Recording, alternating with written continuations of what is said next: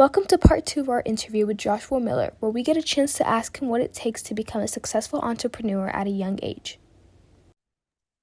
Right. I really like that because I like how you mentioned like prioritizing your schoolwork because like you said, like you don't plan to do photography for like the rest of your life. So it's definitely still like important that you're making sure to like stay on top of your education and like your future. All right. So, throughout all your accomplishments, how do you continue to stay creative and innovative? I know I mentioned like comparison to the thief of joy earlier, but at the end of the day, you do see a lot of people doing like other things, like big things. So I'm just seeing other people's work and being inspired by that. It's like, oh, I did something, but this other person also did something, so I kind of want to do it like that. But it takes a lot of work to get to that point, so I just have to keep working harder so that I can do the same thing. Or oh, somebody's released something that I really like and everybody loves it, and I realize, oh, I want to do the same thing. So that kind of inspires you to keep going and kind of never be stagnant because things are always improving and getting better, so you have to continue to improve with everybody else or just get left behind. It's kind of as simple as that. So just kind of looking out for what other people are doing, not necessarily comparing it or like bashing yourself or saying, oh, they're better than me necessarily, but just realizing where things are moving and where things are going and looking at areas where you need to improve so that you can keep up with everybody else. That's the primary source of inspiration for me as why I keep doing the things that I do because I always want to get better. And I like I said when I first started, I always looked at what other people were doing and I always wanted to get to that point. So just every step of the way, um, every time I improve, I was in one step closer to getting to where I wanted to be when I first started. So I just always remember that in the back of my head. Just keep um, pushing until I get to that point. So. I like how you went from comparing yourself and like bringing yourself down from looking at work to motivating yourself and using that as like something you want to strive to be. That's really good. I like that. Yeah, for sure. So for our next question, I feel like we've already kind of established how you did have a big move. So you moved from Sacramento to LA. But how did you manage to like still have a lot of clientele, even though like you did have like a huge location change? So Sacramento, like I knew everybody there, like everybody in my high school, local areas and stuff like that. So business was never a problem. I was always getting like DMs and emails and stuff like that. There's always events that I can go to. So that was never a problem there. At least at not later on. At first, it was hard, like I said, because I was brand new. I kind of wasn't that good yet, so nobody really was paying for my work yet. So I kind of had to establish that clientele. But after probably about a couple months, it was kind of fully set and I was always getting booked all the time. But moving to a completely new city without having any like serious connections yet, I kind of had to restart the process. So initially it was hard to get work, but I had been in the same situation before, like when I first started in Sacramento, so it wasn't something that was foreign to me. I wasn't like scared or like worried that I was never gonna get back to where I was because I'd been to the same thing already. So I just knew I just needed to do what I had already done, which is just keep putting out my product, keep advertising myself, putting my name out there, and then I would end up in the same position where I am now. So like the first couple of months in LA, I wasn't really doing anything. I was just working for the football team, and I wasn't really getting any bookings outside of that. Like I wasn't really doing any shoots or any local high school athletes and stuff like that because nobody really knew me out here like that.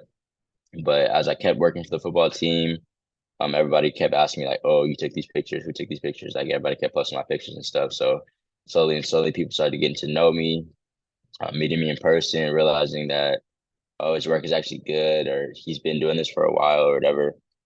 So slowly and slowly, I started meeting more people and getting booked for more stuff. So like now, I'm doing a lot of graduation shoots, and I'm getting a lot of looks for like high school athletes locally and stuff like that, which I didn't start or which I didn't have out here yet a couple months ago. So I knew it was just a timing thing. It's something I had to be patient with. I just had to wait and keep doing what I kept doing, and that's why I'm in a lot better position than I was when I first got here, and it's gonna just continue to get better as time goes on.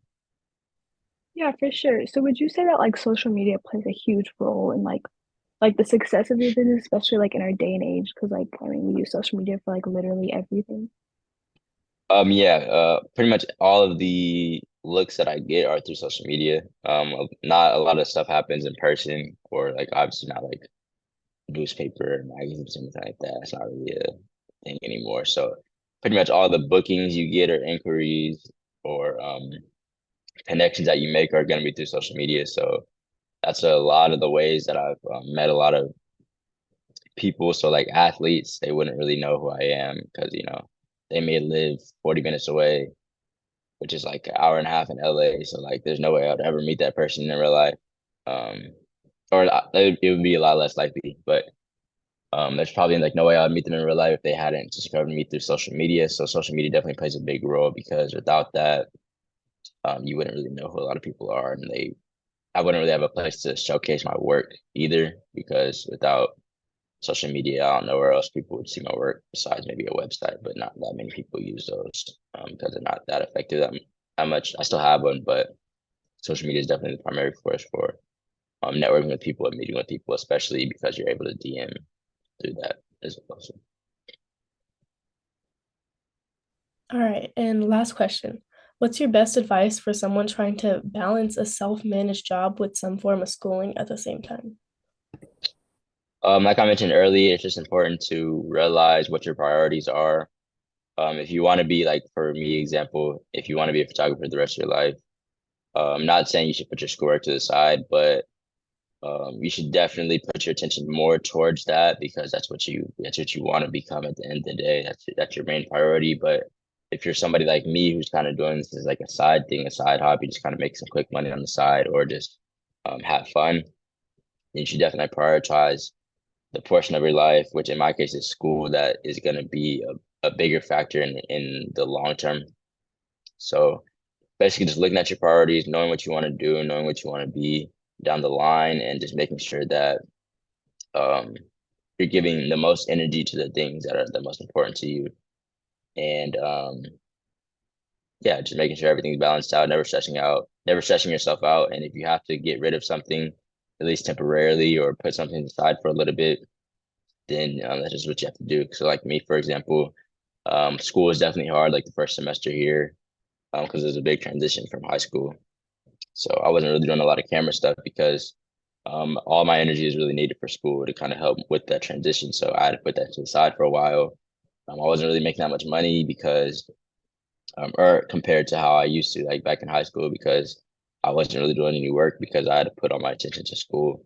So just knowing that things like that are going to have to happen sometimes, you're going to have to put things to the side and give your attention to more important things. But once you can balance everything out, then you can start to go back to those other things that are secondary priorities, and then you'll be fine. So yeah, just prioritizing basically is just sum everything up. Right. And with that, we're actually going to go ahead and conclude this episode of our podcast. We thank you, Joshua, for taking the time to be in this episode, as well as all of you for listening. And we hope that you guys continue to join us as we release new episodes. Thanks for having me. Thank you, Joshua.